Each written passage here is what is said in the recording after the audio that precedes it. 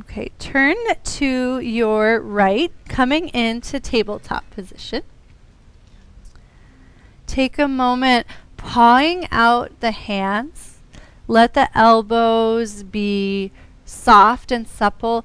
Even try walking the hands a little closer to you and notice if that allows the arms to be a little springier and the shoulders to energetically draw onto the rib cage in a more solid way. Try to stay really soft in the hands. And then tuck the toes under if they aren't already. Start to make some circles with your hips and notice how the changing position of the hips stretches the feet. Try to evenly start to feel the pinky side of the foot stretch as the hips are over to one side, and then as the hips come towards center, how the ball of the foot, the big toe side, stretches more. It's okay if you can't press the hips back very far. Just start to work with the feet, not against them. And then circle the other way. Connect with your breath flow and allow the breath to be smooth and even. And then let the circles get smaller and smaller until your pelvis is centered over the knees. Without untucking the toes, start to push into the big toe and notice how it energetically sends you forward a little bit. Play with that a couple times. Pushing into the toe. Yeah, okay, great. I can see everyone rocking. It worked. So start to play with that. As you push into the toes, notice the ability to ever so gently round the spine into cat pose, but it's like the movement's coming from the feet and not the spine. It's like the spine is just following the action of the feet. And the reason this matters is because when you allow the spine to follow the action of the feet, your deep core is what's articulating the spine. Not your mind, not your sense of how deep you want to round, but really this allowing, the allowing of the body to unfold.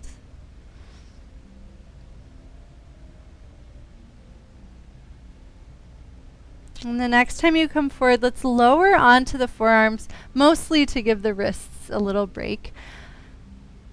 Make some little circles of the shoulders around the elbows, noticing how that awakens different parts of the rotator cuff, the tiny muscles that hold the arm bone in the shoulder socket. Go the opposite direction.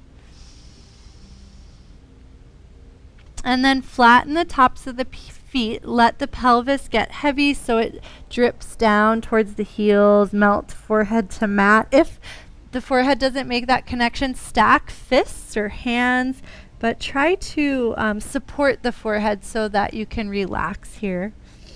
And imagine the mind like a still, calm, expansive lake.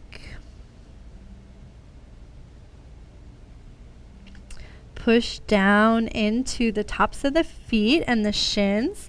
Notice how that sends support up the inner thighs, up around the spine, and slowly send the hips forward so that you can stack one vertebra at a time, effortlessly. We'll be kneeling for a little while, so feel free to grab your blanket if that is friendlier on your joints, and turn to face me. Okay, so we've got a kneeling sequence, pretty similar to the one we explored last week if you were here. And so start by pawing out the knees, letting there be space between the knees so that the thigh bones are in a supportive position for the pelvis. And then shift the weight into the right knee. Let the arms come to T to help with balance. And let's play with keeping the right foot flat. It's going to make it a little harder, and that's sort of the point. Hover the left foot and notice how wobbly you are. This is sort of Well, it's really good for your balance and your deep core, but also it should make you really grateful for your foot, because the reason you can do this on one foot and so much easier is because your foot is so smart. It is calibrating everything for you. So when you take your foot out of the equation, this is really hard, right? So you're benefiting, but also find some gratitude for all the work that your foot does all the time. Hi, Laura's daughter.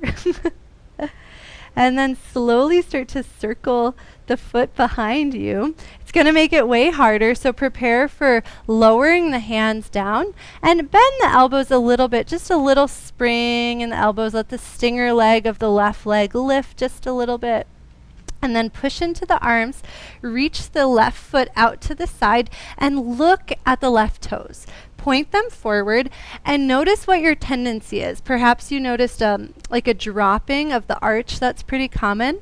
See if you can pin the pinky side of the foot down and notice what that changes on the inside of the foot. You might feel a little lifting, like there's a little cave under the foot.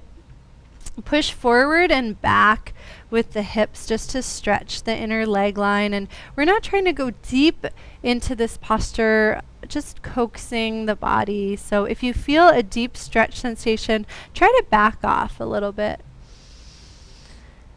And then next time you push the hips back, tuck the right toes under, push into the ball of the right foot, send the hips forward, and let that action slowly bring you up to kneeling. Left hand to thigh, push down into the right knee, letting the right side body open for your traditional Parigasana. Colin, try bringing your hip a little bit more over your knee, which might mean walking. Yes, that's beautiful. And then experiment with dragging your left foot in and notice how that transforms your Parigasana, right? Where it's more about the inside of the body and less about the left side body opening. Take a breath into that space and then push into the left foot to slowly float up. We'll do that exact same thing one more time. So starting with our awkward balance moment, finding gratitude for your smart feet that make life a lot easier than this. And then eventually springing forward. If you want a little bit more here, you can have a deeper crease in the elbows and take a couple of bounces. Just make sure the right hip feels okay with what's happening. And then extend the left leg out, toes forward, pinky side pins, big toe keeps connected. Push into the ball of the right foot to slowly roll up. Arms float up, and then this time you can suck the left leg in right away and let that initiate the lift through the spine. And notice the sense of connection between the inner thighs, the lifting of the pelvic floor, and the length through the spine that's possible when the legs integrate. Breathe. That looks really nice, Madison.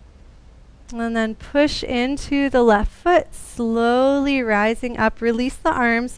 Bring the left leg into center. And it's up to you. Toes can stay tucked under. If that's too intense, you can flatten the feet. And we'll just take one moment at center to notice what has awakened on the left side. Option 2. I call this Buddha Mudra, with the top hand in Jnana Mudra. And then we'll prepare for the second side. So float up to the knees, flatten the feet, shift the weight into the left knee now. Arms to T helps with balance. Finding a drishti, sorry I didn't offer that on the first side, a single point upon which to gaze. You might notice this side feels different. Your body learns from the first side. Then when you feel ready, send the foot behind you, getting ready to lower to the hands. The elbows bend just a little bit, and then kick the right leg off to the side. Notice where the foot naturally goes.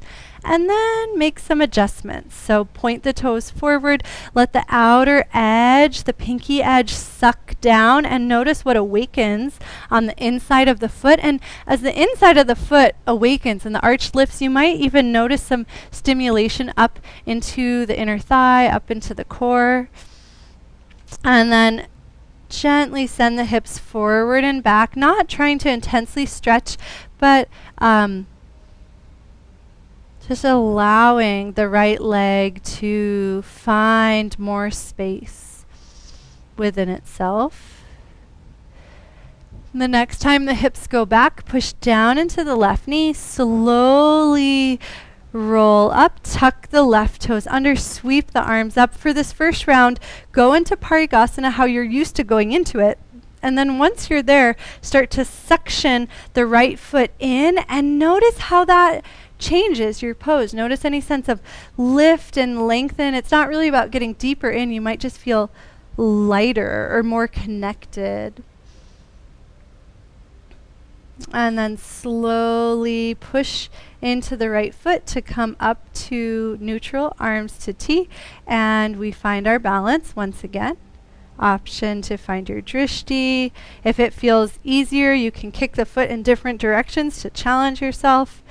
And then as you eventually come forward, option to take a couple of springs if that feels good in the upper body and especially in that left hip.